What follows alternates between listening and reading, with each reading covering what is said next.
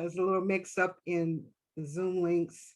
And so they were in one meeting waiting, and we were all in this meeting waiting on them. So now that we have that all straightened out, it's all good.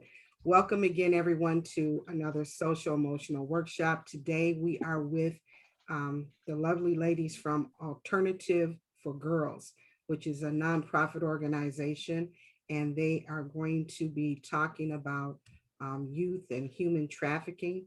Welcome, Sandra, Lauren, Antoinette, Candace. We're so glad to have you. And screen is open, so if you have a presentation, PowerPoint that you want to put on, you can go ahead and open up and get started with that. Ladies, welcome. Thank you. Miss Tony's gonna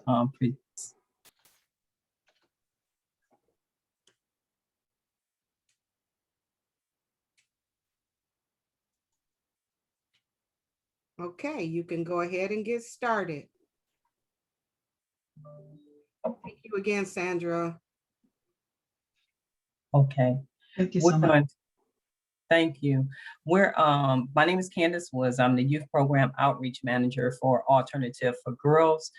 We also have Miss Tony Jackson, our case planner, and we have Miss Lauren, who is our survivor. So what we would like to do today, we're going to have Miss Lauren tell her story, and then we'll move forward with the presentation. My name is Lauren Sowell, and my story began for me at the age of 14. During that time in my life, I decided that I wanted to run away from home. And because of that decision, I ran away to a city called Highland Park, Michigan. When I ran away, there was a lot of cars that passed me by, but one in particular caught my eye. It was something different. It was music that I've never heard before, coming from a home that was Southern Baptist, and that was like freedom to me to hear rap music for the first time. I jumped in the car and the man offered me a lot of money for a body massage, not knowing that that was a term that people use for sexual encounters. Well, he gave me the money and he performed the sexual act on me. After he performed the sexual act on me, it was something that I've never experienced before in my life. So he asked me, was I going home with him or was I going home? Well, I didn't want to go home because at home I felt invisible. I was a foster kid with 4 other siblings, and it just seemed like I got no attention. No one really cared. No one even realized I was missing or gone anyway. So I decided to stay with him.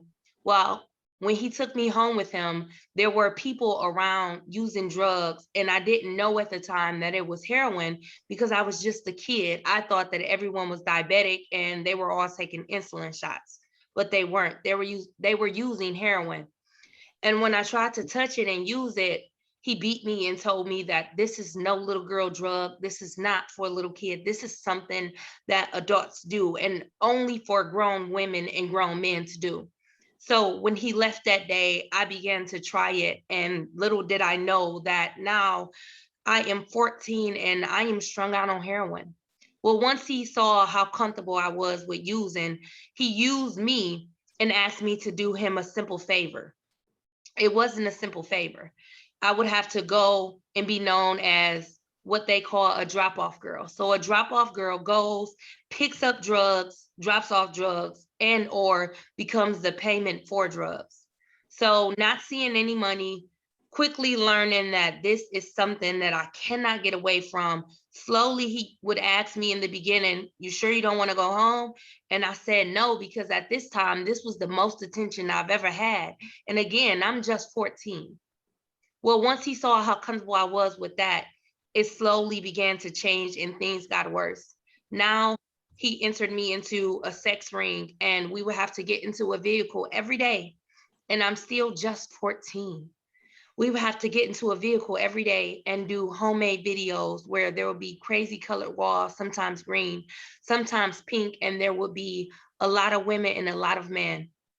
Sometimes both, sometimes just women, sometimes just men. And if you did the job right, you got to go home. But if you didn't do the job right, You were out all day, all night, into the next day with no food, nothing. You just had to perform sex acts until everyone was satisfied and or pleasured. That slowly went on from 14 to 16 to 17. And before I knew it, I woke up and I was 18, still in it, not knowing what to do. But I heard that there were people leaving out of the street, some disappearing to death, some disappearing to lifestyle changes of suicide or just wanting to get clean. And some were talking about treatment centers. So I went into a treatment center and I was found. So I had to leave back out the treatment center, which caused me to stay in sex trafficking longer. It wasn't until I was 21 years old that I was able to get away because he was killed in a drive-by, and life slowly began to move for me. But the residual of the paranoia, the depression, the prostitution led to me having a son out of my lifestyle, not knowing who the father is because of the sex trafficking was something that really held down on me and caused me to be in the victim mindset. But one day I just prayed to God and he just told me if I open my mouth, he'll bless me. And that is when things changed for me from being a victim to a thriving survivor. And now I have been 4 years into human trafficking advocacy, and AFG has helped me so much to obtain things of life skills and getting back on my feet and be able to share this story with you. So thank you for letting me share. Thank you, Lauren. Absolutely. I just want to pivot just a little bit to get the feel of the audience right now. Are there any youth that are in the audience right now? Or is it all administrators? It is all administrators. Okay, all right. Does anybody want to go around and say what they do? Do you want to just take a minute? Because I know there can be a lot coming in when we're talking about this area and the traumas that affect Miss Lauren and different ones when they're going through these things. Truthfully, we can skip the introductions because everyone knows who one another. Okay. If there are any comments, anybody wants to yes, interject anything, please feel free to unmute and speak.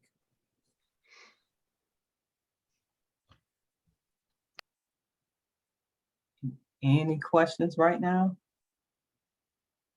Okay, all right. So we're gonna, Ms. Tony's gonna, we have a small presentation. We don't wanna hold you long. We have a small presentation and all three of us are gonna kind of tag team on this. We do want this to be something that's interactive. So please feel free to ask questions in regards to anything that you may have to say. All right, and if somebody can monitor the chat box, that would be awesome. Okay, Miss Tony.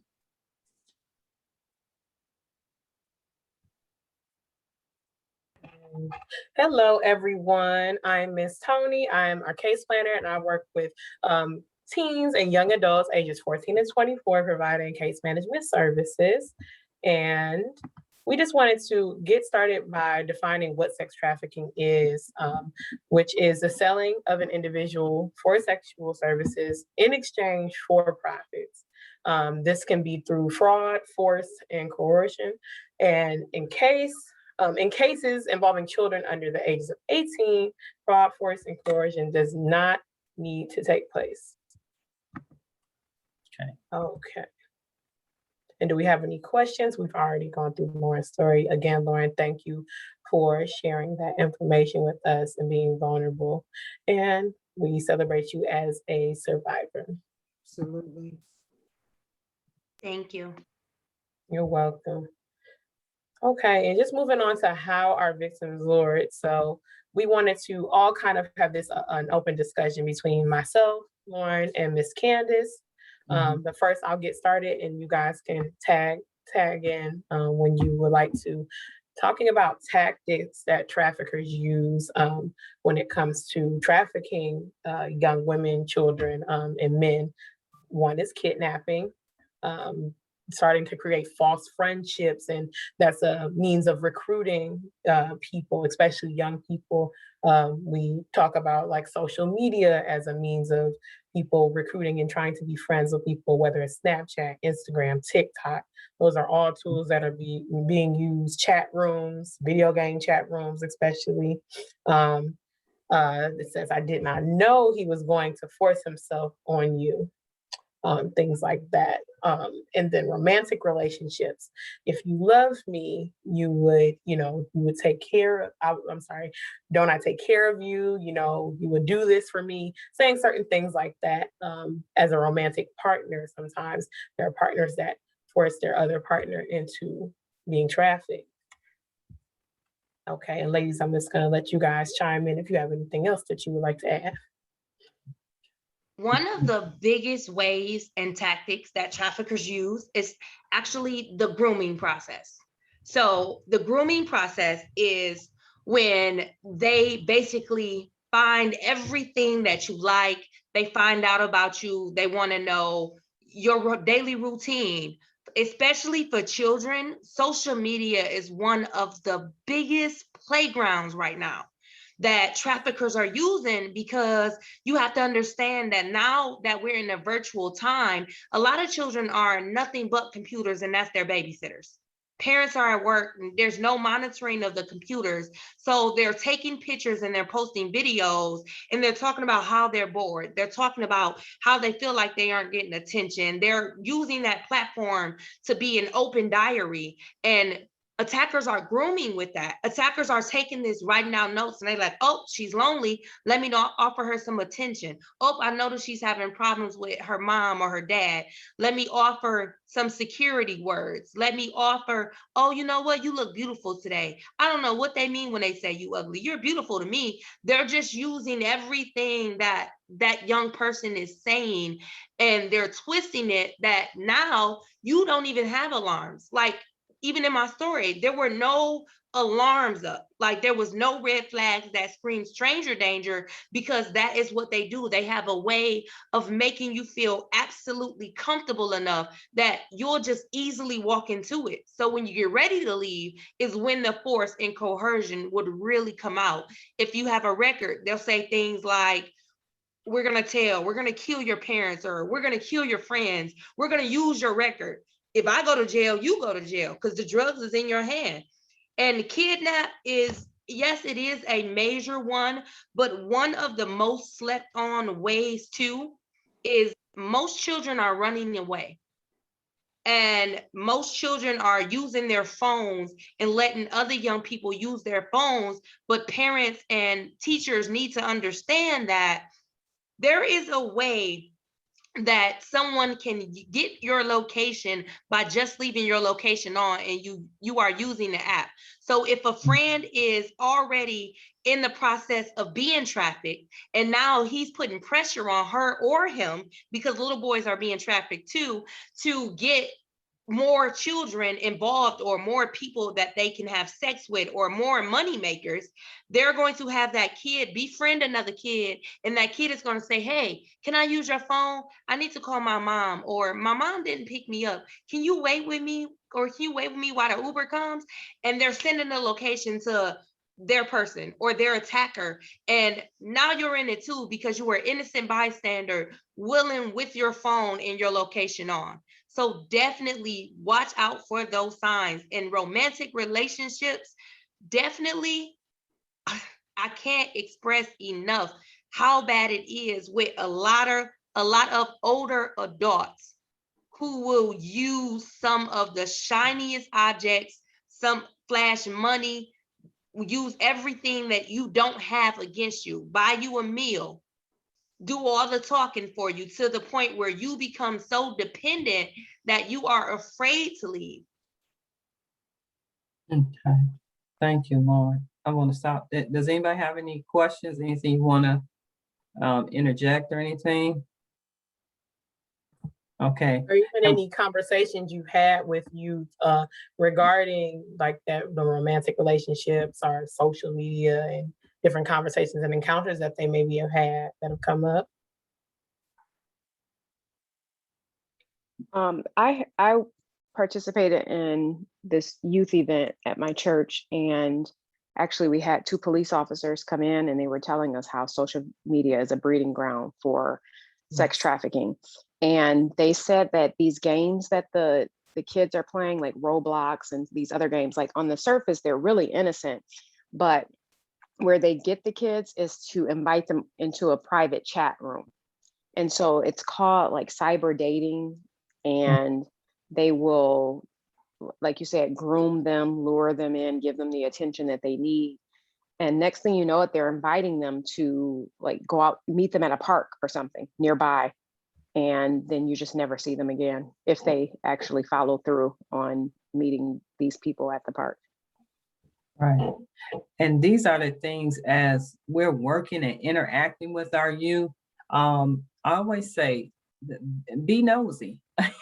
It does not hurt to be nosy, especially when we're protecting. And thank you for sharing that, because another thing is this: our children are coming up missing, and it's like they'll post a picture on the news for maybe 2 days, and nobody ever comes back and say if that child has been found or anything like that. And so our children are missing, and they're just fading away, but it's enough of us to make a difference.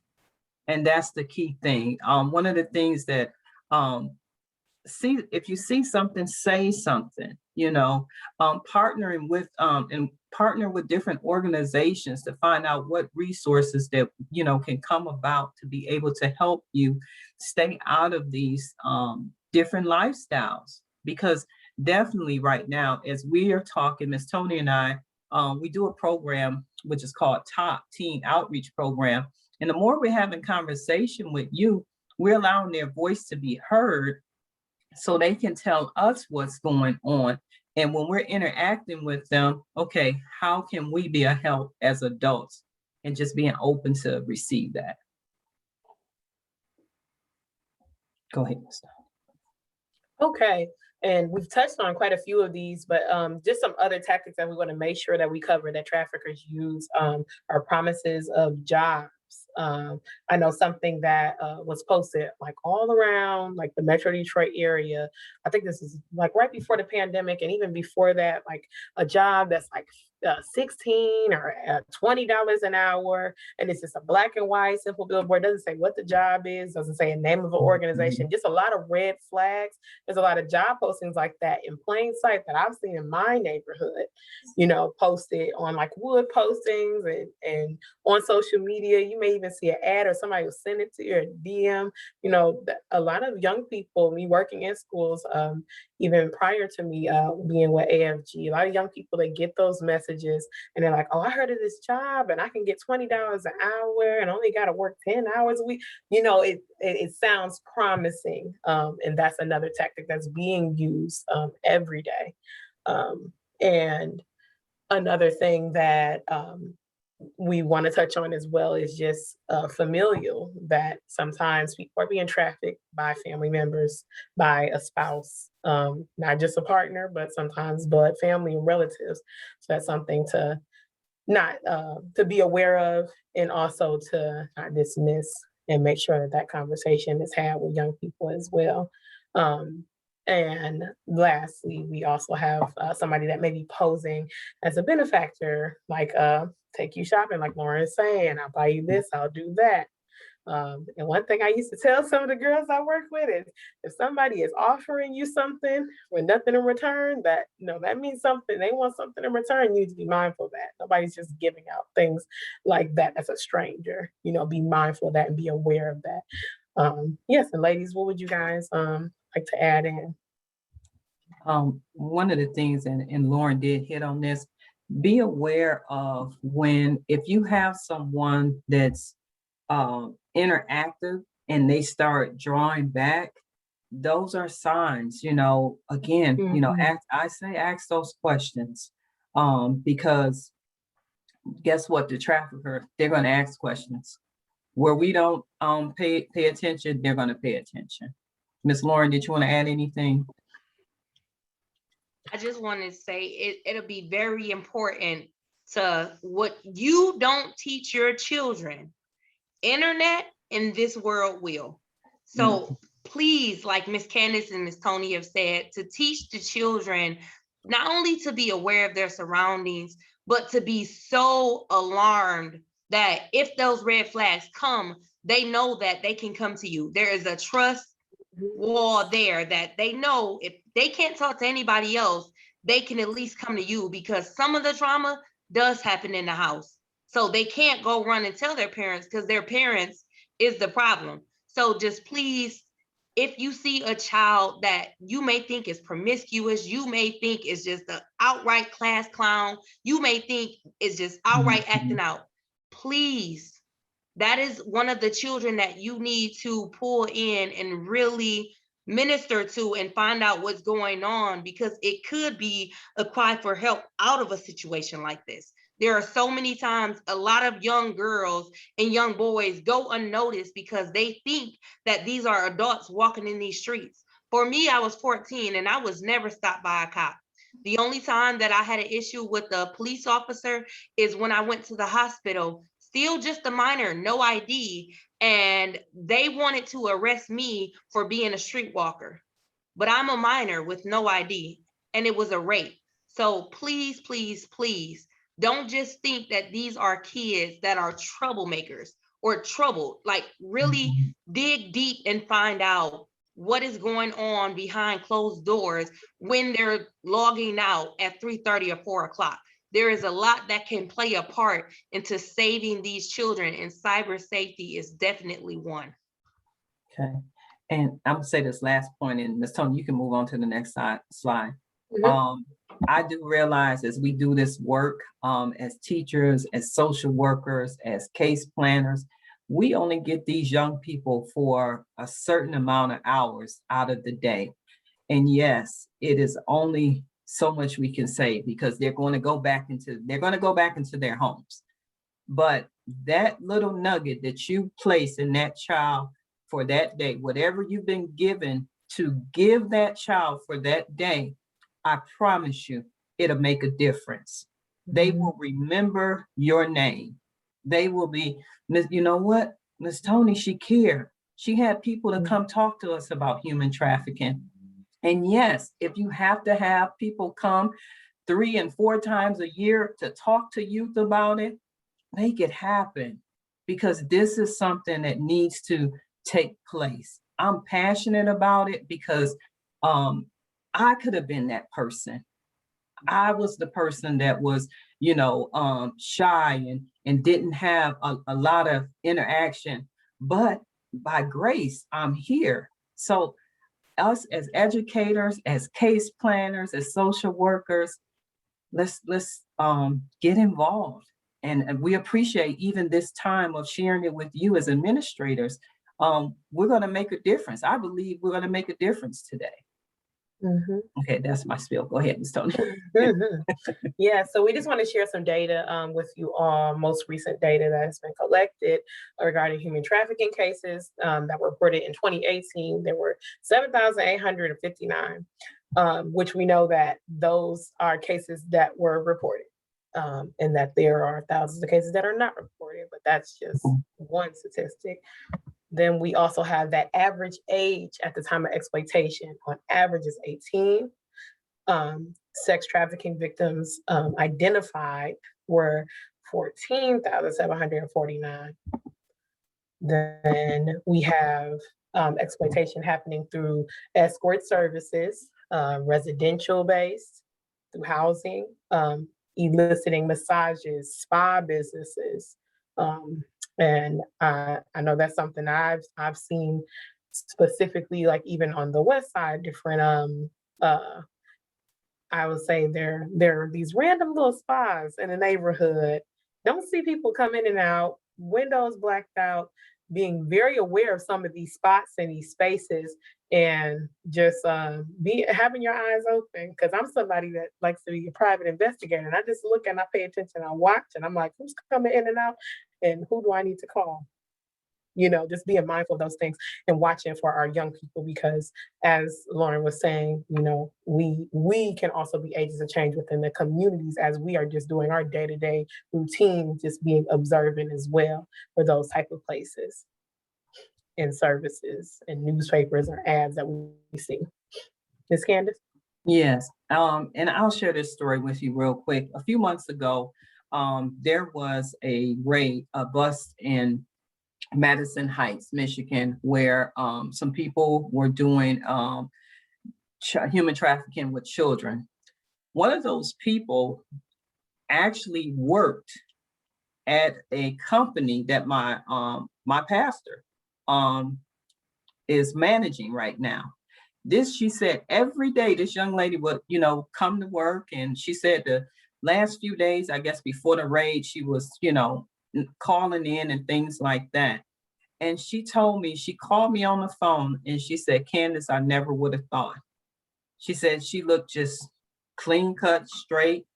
And she said, little did I know that she was trafficking children. Wow. So we have got to, just be aware. I'm not saying go out, don't get me wrong. I'm not saying go out and start, arresting people or trying to, do different things, but let's just be aware of let's just be aware of our surroundings and always be safe. If it's someone that some area, like Ms. Tony was saying, if it's a building or something that you're constantly seeing people, doing strange activity, say something. It don't hurt. They don't have to know it's you that's called or anything like that, but what difference can we make in our community? Wow.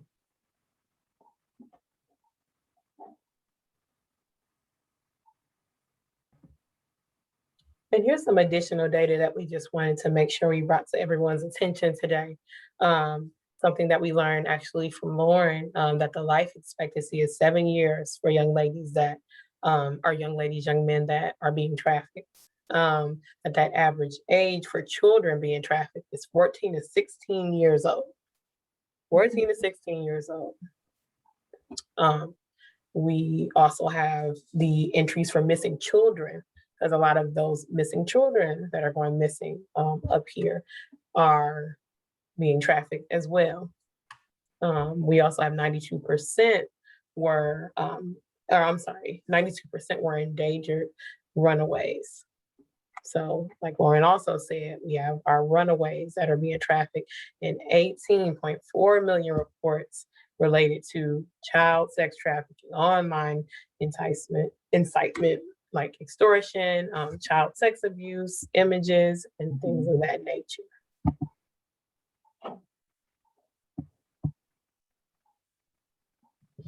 Okay, and we're going to actually stop here in terms of our presentation and just allow some more open dialogue and conversation with you all, and how we would like to move forward in being agents of change and sharing this information.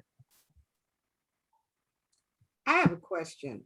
What should a parent or an educator look for as a sign indicating that there's trouble and that this child or this student might be being forced to do something? I don't know to what degree, but forced to do something that, is wrong or questionable. What should an adult look for? There are actually several red flags. So one red flag can definitely be if you notice someone who started the school year and they're there every day, very like they're participating, grades are great, and all of a sudden it just plummets down. All of a sudden they're pulling back, they're not showing up for extracurriculars anymore, they're not talking anymore, they're not raising their hand as much as they did, they're just becoming very distant, and they're always looking sad can be a sign. Someone who's overactive, just absolutely off the wall, right? So this kid is not a bad kid, but their behavior is out of control. That can definitely be a sign. And I know that I don't know if you all are back in the building or not, but definitely someone who walks real timid with their head down and there's always someone else speaking for them is one of the biggest signs of trafficking. Like they don't have their own voice. It's like they fall in the background and everybody else does the talking for them. Definitely, you want to look for behavioral signs. You want to look for signs of drug use.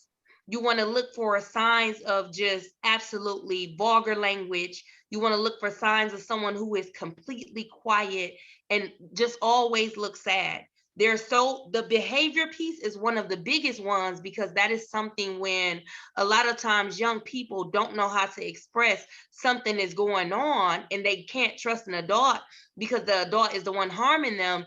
They will either fight or flight. So fight, they're going to act out, or they're going to flight. They're going to become so depressed and so quiet that nothing interests them anymore. Like depression just hits. So then if you encounter that student that is suddenly withdrawing, what is the dialogue as a parent or as an educator that should be had with that child to try and reach that child and either get them to trust you and talk to you about what's going on, or what have you?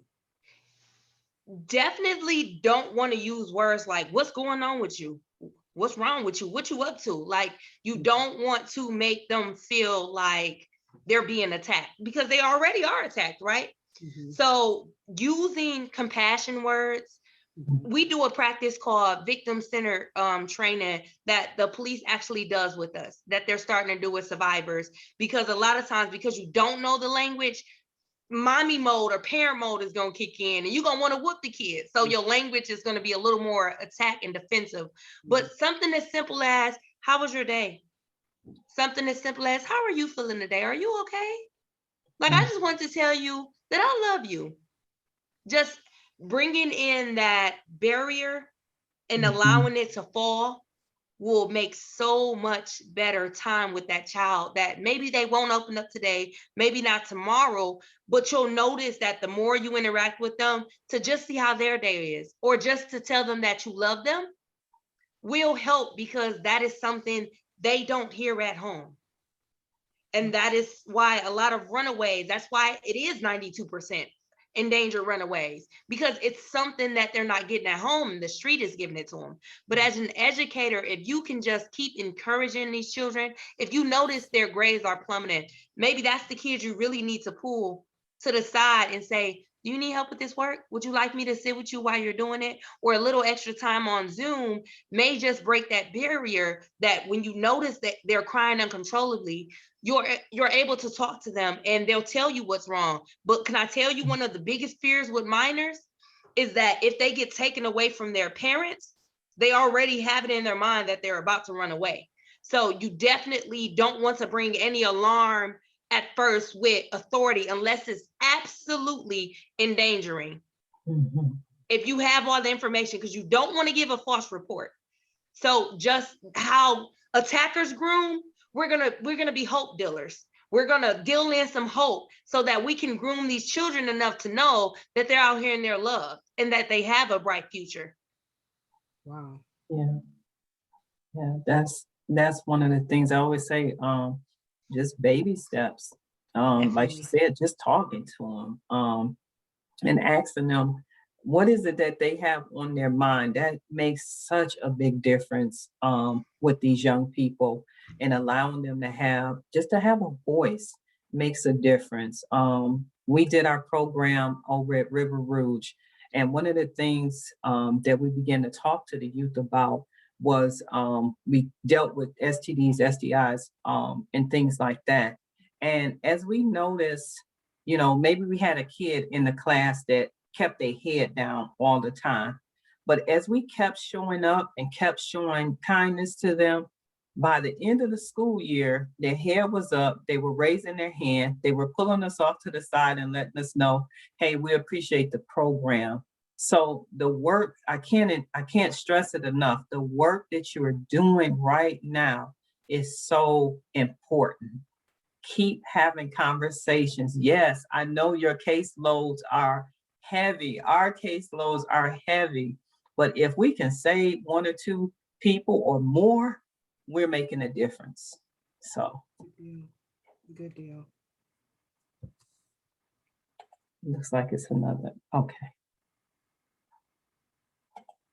I was just sharing our contact information for our intake, as well as our contact information here too while we are chatting, if anybody wants to take that information down. Okay. And Ms. Tony, can you tell them a little bit about our street outreach program as well? So Yes. if you have any students that you want to refer. Yes, actually, I know that I'm at least working with 2 young ladies that are your students actually. So what I do is I'm providing case management services to young people, young men and women. Although we're alternative for girls, we do work with young men as well, in providing services that are centered around mentorship, accountability, as well as partnering even with some young people's parents, depending on their age. When it comes to different services that maybe their family needs or they need. I do things like setting smart goal setting, so that no matter what level somebody is on, from maybe being a young mother, parent, or just trying to finish school, complete their GED, just making sure that they stay on track and that we're really setting realistic goals and figuring out what resources and tools you need to get to where you're trying to go. And everything is individualized case by case with each youth that I work with. A lot of what we do is street outreach and referrals. Because of COVID, things do look different, but our young people have been doing an amazing job of receiving services and then sharing that information with other young people. So if you guys I would love for you guys to tell your young people about our services and programs.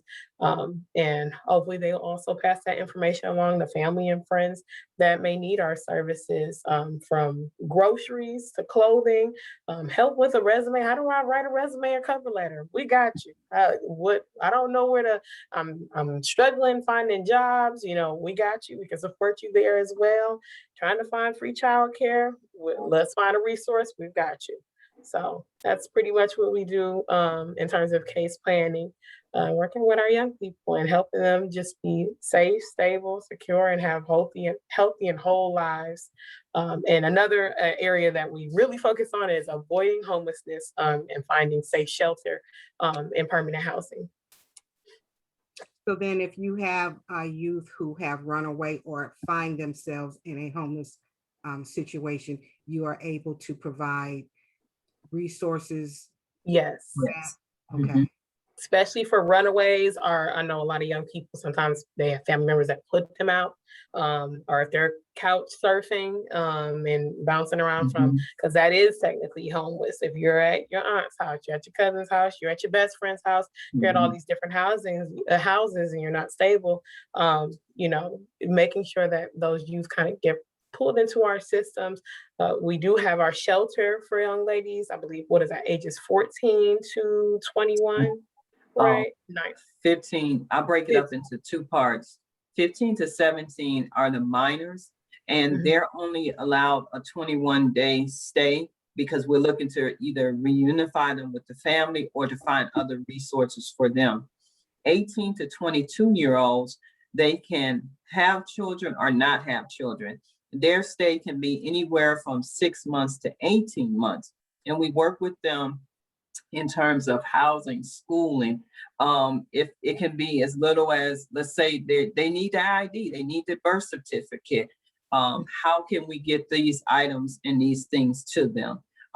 We're currently working with the shelter participants as well. We're doing the same workshop, a human trafficking workshop, because it's one thing to get a child or a young person housed, but let's just say rent is due.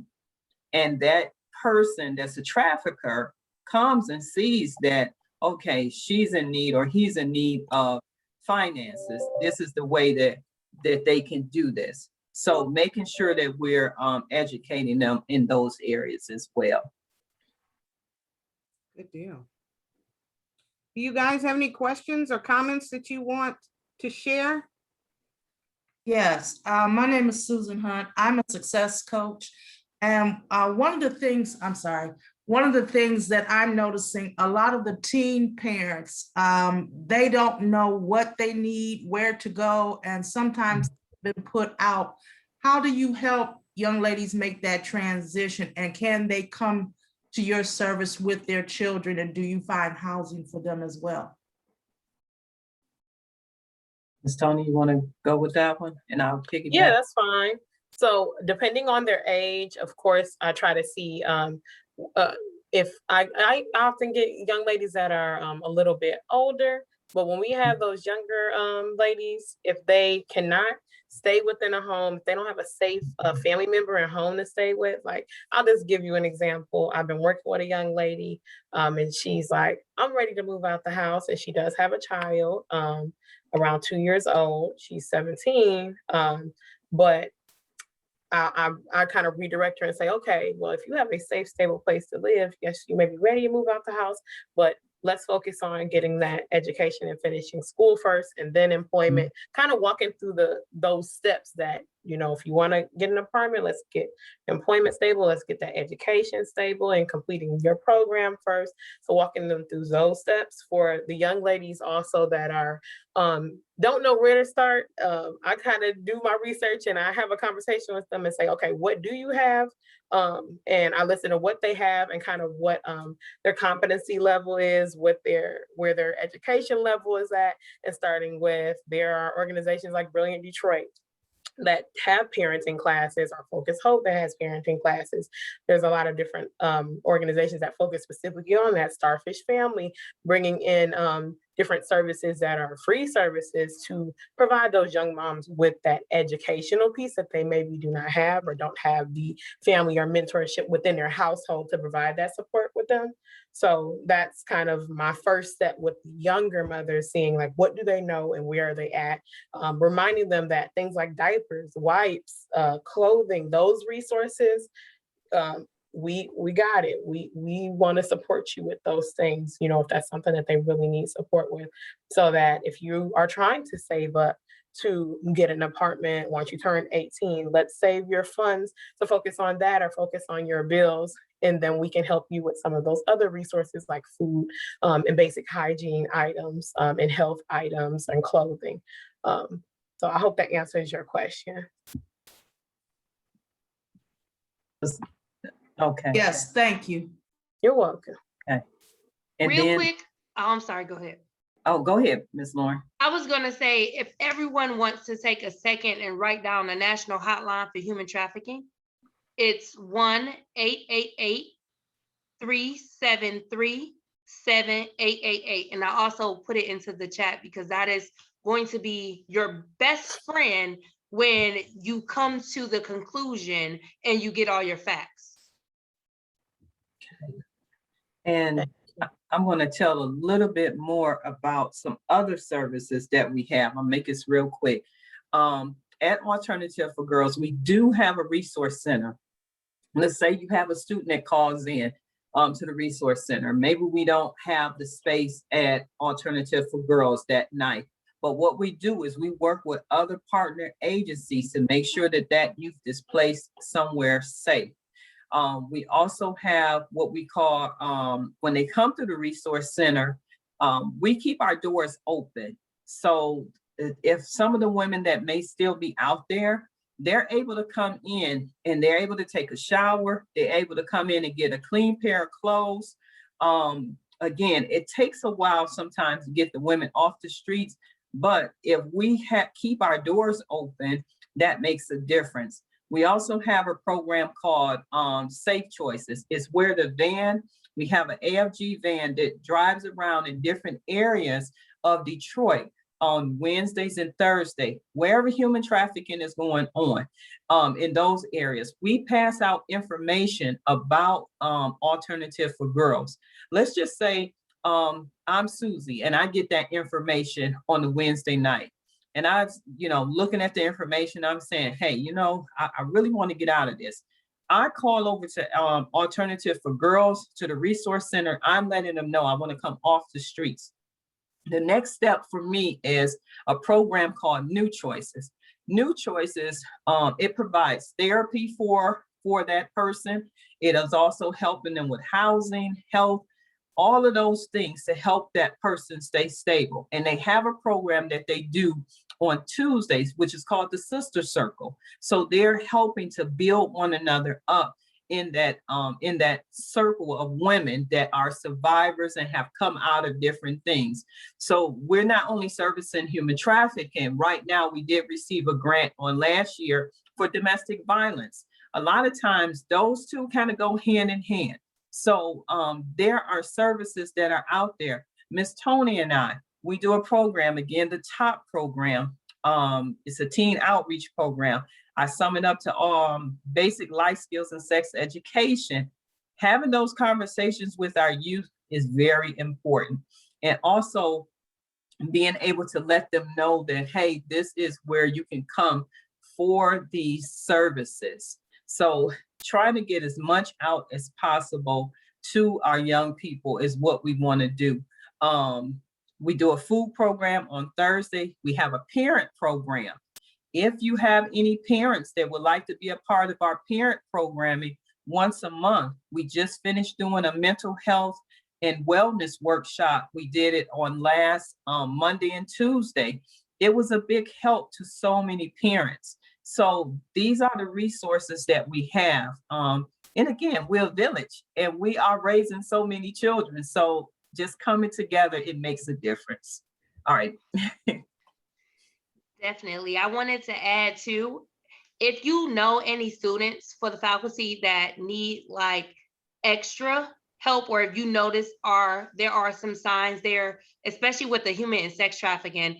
I wrote a book in 2018 called Walking in My Purpose and Destiny, and I use it now with my nonprofit to just basically have breakout conversations with young people.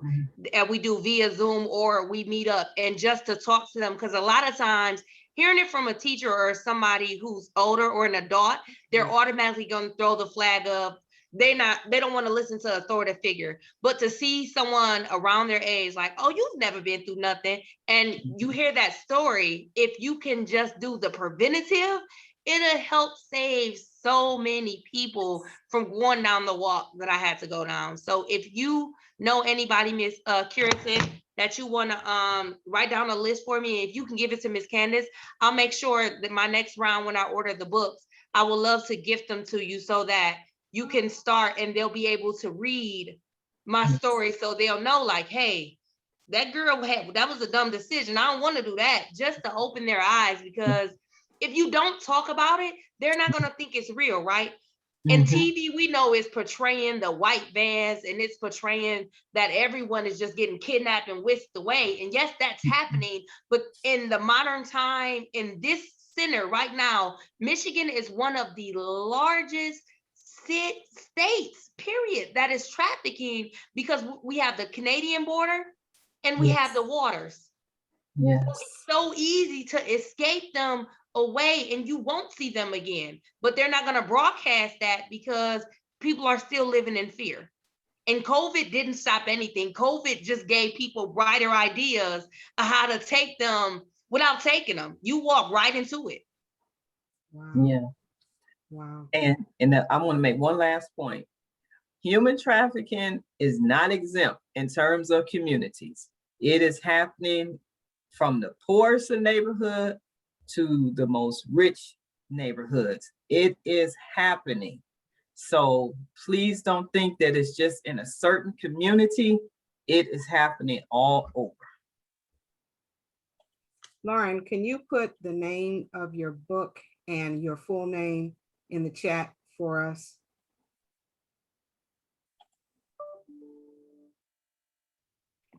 Yes, ma'am, I just did. And I'm going to put what platform it's on so you can find it.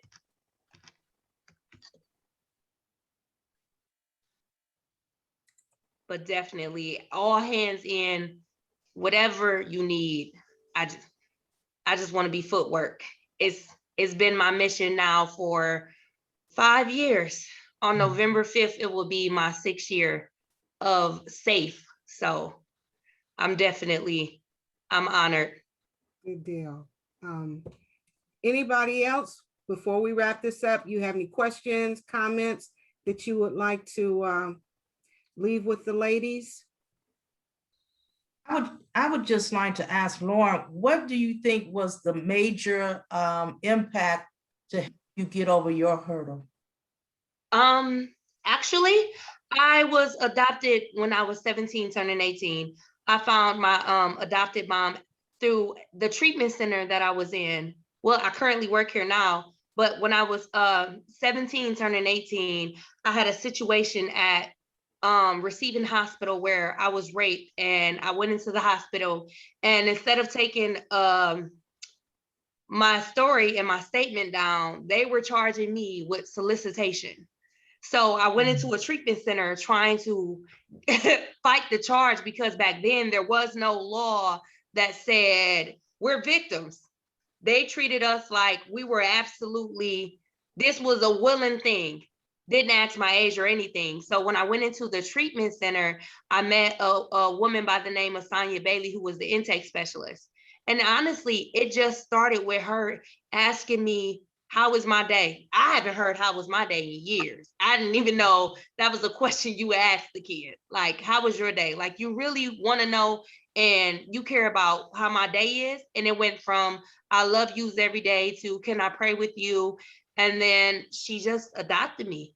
And of course, it was hard because I still had the mentality that I was more comfortable being in the street. The money was very amusing to me. I didn't know what it felt like not to have it. And it was like instilled in me through my attacker that my private part was the best power I had. So being forced, after a while, it was like consensual rape.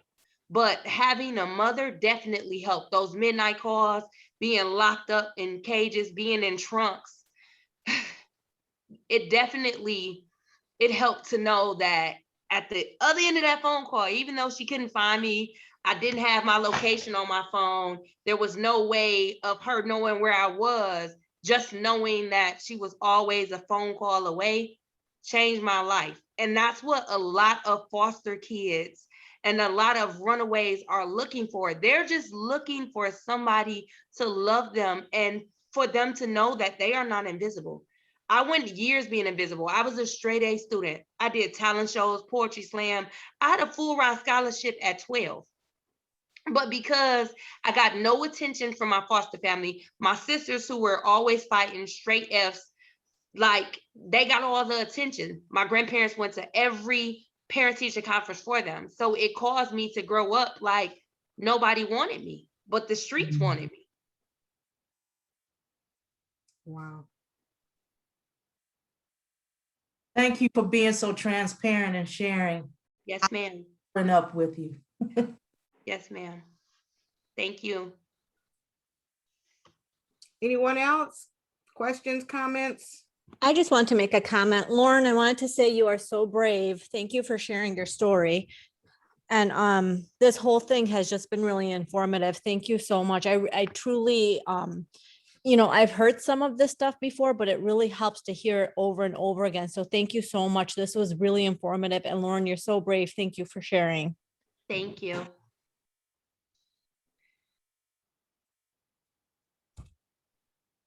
Well, we're going to wrap this up. Candace, Lauren, Miss Tony, we share a name. Yes. Thank you so much for joining us today. It was awesome, powerful, and very informative. And it's so needful. I was sharing with someone earlier, this is a topic that you cannot overexpose, Right, that's right. not talk about this enough, Mhm. and the more exposure and light we shed on it, the better. And the less young people or even adults that will find themselves in that predicament. Because I learned of human trafficking, I think maybe about 3 years ago, and it blew my mind, because all this time I had been thinking that those young people that had disappeared were like murdered immediately. I did not know that there was human slavery going on around the planet, and that young people were being forced into labor, forced into sex, forced into doing all manners of things that was against their will. I just didn't realize it. And when I heard it, you know, again, became a huge advocate and just want to expose it and put it out there as much as possible, because it is, as you're saying, it's being done right in the face of normal life. And most people, especially if you're not in tune, they don't even know. They don't even know what's going on. I would never look at you and think, oh, wow, you know, she was involved in that, you know, because they've changed the face of it. It's not portrayed with the flags blaring, you know, you got to dig deep, you know, and you have to go outside of your own comfort zone to even want to do that digging, because and which is why I asked the question, what should the dialogue be like? Because normally when you get that pushback, you abandon it and you say, all right, well, you know, whatever. But in order to combat this, it's going to take a whole lot more on our parts as parents and educators so that we can save our young people from being caught up in this. And again, I just want to thank you, ladies, and I will definitely have you back to talk more about this. And if you can send me some literature and flyers, I can put that out all on our social media platforms, and just keep our staff as well as our students informed. You know, how do I help my friend? I know something's going on with her, you know, how, you know, do I help him? Because I know something's going on with him. It is viable, and it's actually just much needed information. So I want to thank you, ladies. Thank you. You're welcome. Yes, thank And you you for mentioned having social- us. Yes, I know you mentioned social media. We also have a Facebook page. That's our Instagram page. Please follow us also on our Facebook page, because we constantly post this kind of content and information for you to share with other parents, family, and friends. Absolutely, absolutely. And please tell your parents to, when they're buying these children phones, all the apps have a allow or don't allow location notification. Do not allow the location notification. The app will still work. Do not, especially if it's something that they're going to use mainstream like Facebook or Snapchat or TikTok, where they're taking pictures and they're taking videos. And encourage the parents, if these children are taking pictures and videos, do not take it in front of a house, in front of a street sign. Don't take it in front of a car with a license plate. You don't want to give all your business away unconsciously. Wow. And to that point, we were told by the police officers to never let your child take a picture with their school paraphernalia on, because they can Yes, just ma'am. track you to your school. So, yep. And what you just said is the example of the extremes that they are going through to get our young people. And it is also the example of the extreme that we have to go through to keep them from getting our young people. You know, it's just amazing. It's just amazing. Lauren, you have such an awesome story, and it is so good to see you on the other side of it. Thank you so much. Wish you much luck and the absolute best in your nonprofit and all your future endeavors. Thank you, ladies, again. Thank you, everyone, for joining. And Thank you. we will be back together. Yes, Most thank you so definitely. much. All right. Thank you so much. Take care. Thanks, everyone, for joining. Have a great day. You too. Bye-bye. Bye-bye, everyone. Bye.